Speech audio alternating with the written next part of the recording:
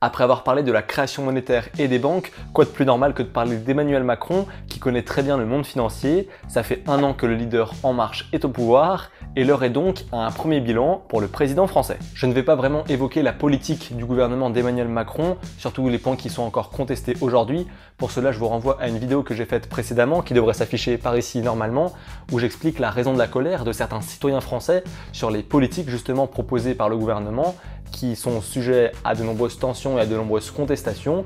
Et quant à nous, on va évoquer sous un angle un petit peu plus original et sous quelques chiffres clés le bilan des 365 premiers jours d'Emmanuel Macron à l'Elysée. On commence tout de suite. Jeune, dynamique, nouveau, différent, pro-européen, ni de droite ni de gauche. Voilà un petit peu comment on définissait Emmanuel Macron à son arrivée à l'Elysée il y a un an. Bon, finalement, sa politique s'avérera beaucoup plus de droite que de gauche. Macron veut tout changer, tout transformer à son image, et le ravalement de façade annoncé a au moins le mérite d'être respecté. Si en France Macron est contesté, à l'étranger, il a tout fait pour être apprécié. En un an, il a réalisé 43 voyages à l'international, il a parcouru plus de 170 000 km, un véritable globetrotter.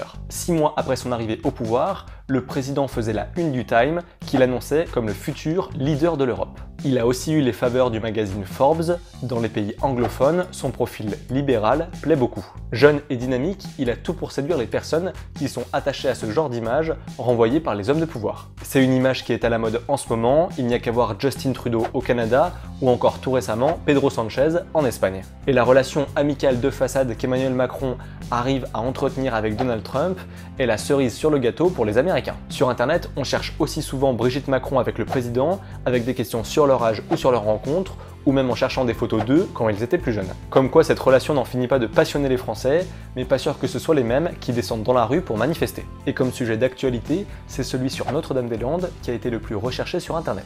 Un projet et une évacuation très controversés qui ont vite été très encadrés. Le gouvernement tentait de juguler la presse en leur proposant des images filmées par les forces de l'ordre et en tentant de les empêcher d'aller tourner là-bas. C'est vrai que la relation d'Emmanuel Macron avec la presse a été particulière. Celui qu'on désignait comme le candidat des médias durant la campagne présidentielle n'a pas voulu leur renvoyer l'ascenseur si c'était le cas.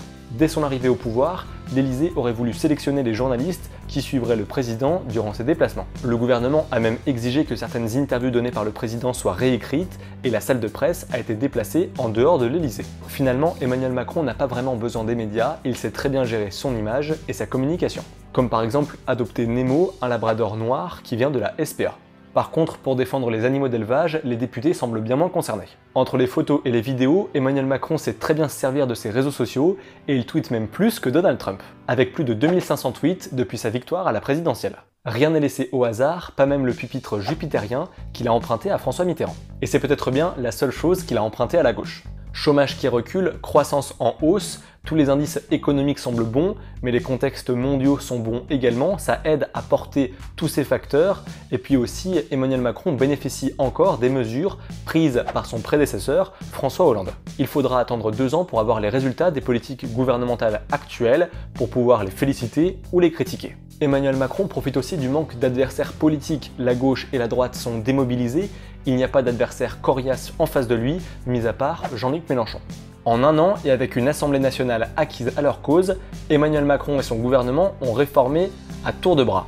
Réforme du Code du travail, de la SNCF, du baccalauréat, moralisation de la vie publique, loi asile et immigration ou encore service militaire. L'utilisation d'ordonnances pour faire passer ses projets plus rapidement, c'est une manière de gouverner qui a été jugée brutale par son prédécesseur François Hollande. Le gouvernement Macron est sorti de l'état d'urgence qui avait été instauré par François Hollande, mais la nouvelle loi de lutte contre le terrorisme permet de bénéficier en toute légalité de certaines mesures de l'état d'urgence. En tout cas, après un an, 55% des Français jugent négatif le bilan d'Emmanuel Macron à l'Elysée. Et 78% pensent que son action pour le pouvoir d'achat va dans le mauvais sens. C'est aussi le cas du système de santé, de retraite, d'éducation, le chômage et l'insécurité qui sont au cœur des préoccupations des Français. Par contre, 4 autres thématiques sont approuvées par les Français: l'aide aux entreprises, l'Union européenne, la politique étrangère et la lutte contre le terrorisme. Mais bon, 76% trouvent que sa politique profite aux gens aisés. Et 16% seulement qu'elle bénéficie à tous les Français.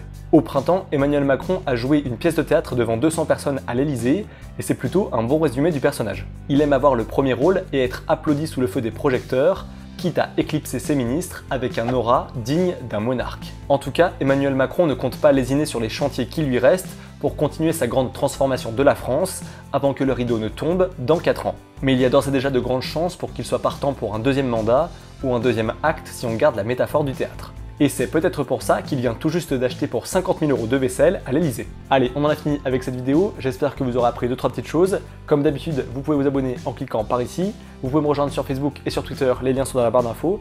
Et puis j'utilise mes réseaux sociaux aussi bien qu'Emmanuel Macron. N'hésitez pas à commenter, liker et partager la vidéo si elle vous a plu. Quant à moi, je vous donne rendez-vous la semaine prochaine pour une nouvelle vidéo. D'ici là, portez-vous bien et tenez-vous informés. Ciao. Double ciao.